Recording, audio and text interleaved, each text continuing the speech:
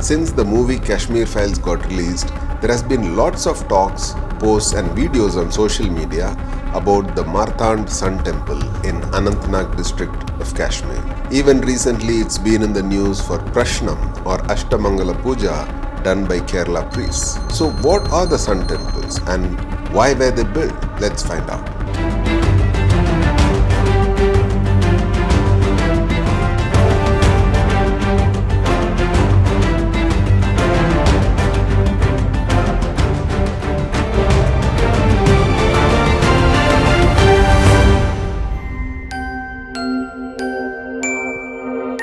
Namaskaram. In my Himalayan journey today we are in Katarmal.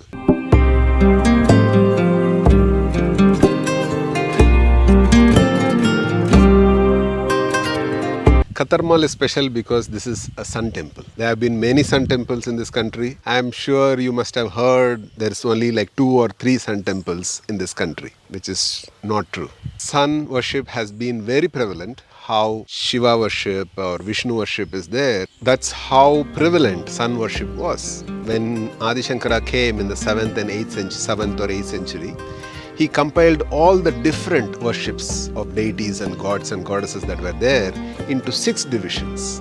And one of that he kept as the sun worship.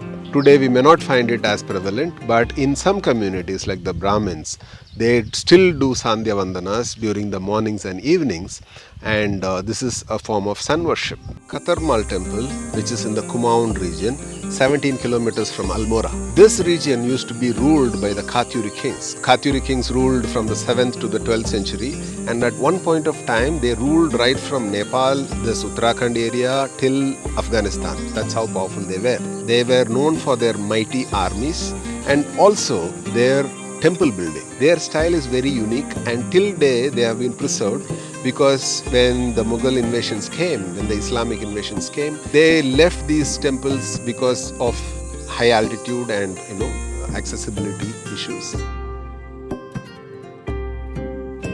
There are lots of sun temples around Bharath. The Marthand Sun Temple in Kashmir, Modhera Sun Temple in Gujarat, Osia in Rajasthan, Konark Sun Temple in Orissa. And in the south, there are ones like the Arasavalli in Srikakulam district in Andhra Pradesh, Surya Namaskar, Tiruvadai Marudur in Kumbakonam, Tamil Nadu, in Aurangabad at Dev, Dakshinarka Sun Temple in Gaya, and Badgaon and Aungri in Nalanda district. Earlier civilizations when man lived in nature, for them the most obvious thing was the sun. So either out of respect or gratitude or fear, they started worshipping. And over a period of time, when people paid more attention to the movement of the sun, then they formed calendars based on the sun's movement. If you look at South American cultures like Aztec and Inca, Mayan calendars, they paid attention to the movement of the sun over 365 days, and they found a certain pattern to it, a certain cycle to it, and that's how they arrived at the calendars, which are followed till day. In India, the Hindu culture went much further. One example, one text that I would like to mention is the Surya Siddhanta. This text is said to be of Vedic origin or pre-Vedic origin, but the very first written text is found from 300 AD onwards. There are lots of references in the Persian and Greek culture regarding this text, and even today you can find references of algebra, trigonometry, the speed of light, the shape of the planets, the diameter of Earth, the diameter of the Sun to such precision that today, I'll just show you a slide to show you a comparison how close they came to calculating the speed of light. The whole calendar of Panchang that was followed in India was based mainly on the cycles of the sun and the moon. They combined the lunar calendar and solar calendar, and they came up with this lunisolar calendar, which is the Panchang, which even today we find is so accurate to whatever the modern astronomers are coming up with. Once they knew the geometry of the cosmos, once they understood the patterns in which these heavenly bodies were moving, people started constructing their buildings according to that. There are many temples which are aligned to the sunrise and sunset during the equinoxes or solstices. These things came from deeper understanding, which came by observing the movement of the heavenly bodies, especially the sun. Katarmal Temple stands unique in terms of its structure and its magnificent build. The Katyuri kings did a phenomenal job in terms of temple building in this entire region. In 9th century, the king Katarmal of the Katyuri Dynasty, he is not well known for any other thing except for having built this sun temple. Around this main shrine, there are 44 other shrines. See, today what has happened is, they say that just 10 or 15 years ago, there was some robbery. People stole the main idol or deity inside. So today, all these shrines are empty. All the 44 shrines, even the main sanctum is empty. And all these have been kept. Some of them which have been recovered are kept at the Delhi Museum. So we don't know what these 44 shrines were for. Even the doors are in Delhi Museum, which is a very sad state.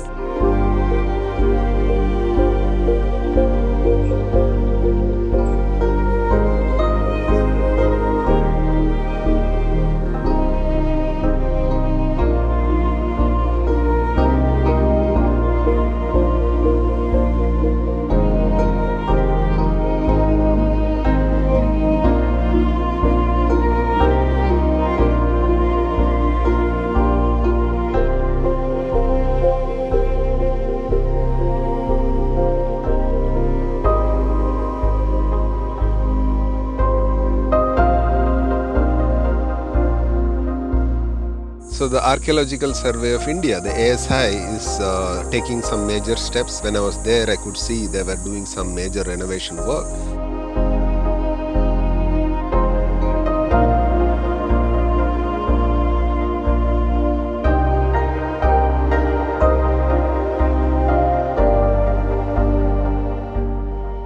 The yogis, the seers who walked this land, devised a whole scientific method as to how to activate the sun and the moon within the human body. How did they arrive at it? How they observed the cosmos. Similarly, when they observed their own system, they found that the pinda and the andanda are the same.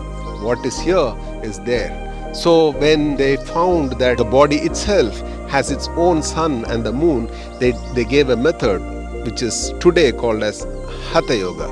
Ha meaning the sun and Tha meaning the moon. The practice of Surya Namaskar or sun salutation is not just a salutation. It is a method to connect to the sun and activate the solar energy within the human body. Regular practitioners of Surya Namaskar can experience the benefits of the practice. And how is it relevant today? If a human being has to function to his ultimate potential or to his fullest potential, to be successful in their pursuits of worldly things, he has to be balanced in his sun and moon, or Ida and Pingala as they call it. They gave methods through which a human being can attain to this balance.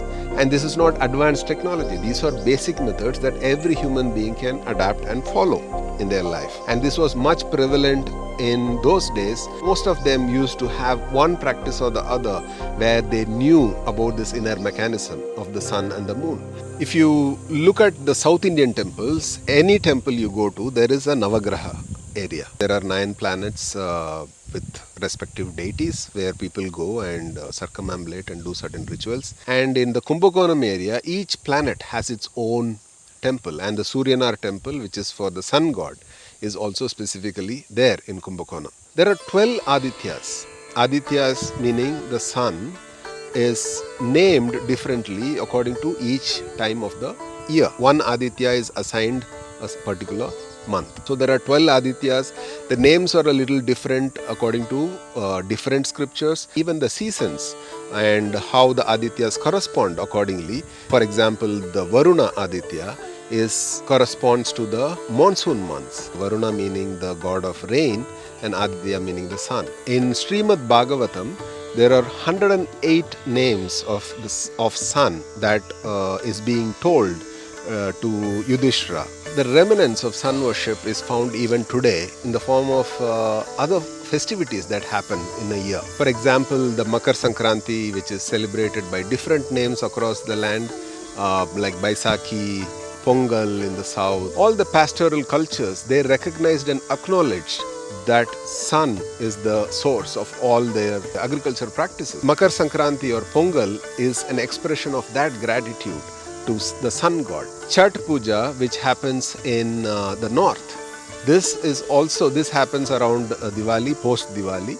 This has its origin during the Gupta dynasty, which is from the 3rd century to 5th century. There are records which talk about the Chhat Puja. Magad, which was one of the main cities of the Gupta dynasty in the present Bihar area, the word Magad itself means, Maga means of the sun. Even in the state of Odisha, there is a festival called Samba Dashami, which is also a worship or a ritual which is done towards sun god. As I was leaving this Katarmal temple, one thing that struck me was if we were to leave these spaces just as it is. What I mean as it is the deities of these temples are in Delhi Museum, and this being restored just as an external scaffolding. Of course, tourists will come and visit this. This will be an elegant architectural museum that way. But this will not be a possibility where people can experience for what this was built. So I hope that these deities are re-established and consecrated again so that people can experience this space for what it was created initially. Apart from that, let's keep some kind of practice alive where there is an internal process of sun and moon balance happening so that the external pursuits of whatever we are doing in the world also becomes a success in our lives.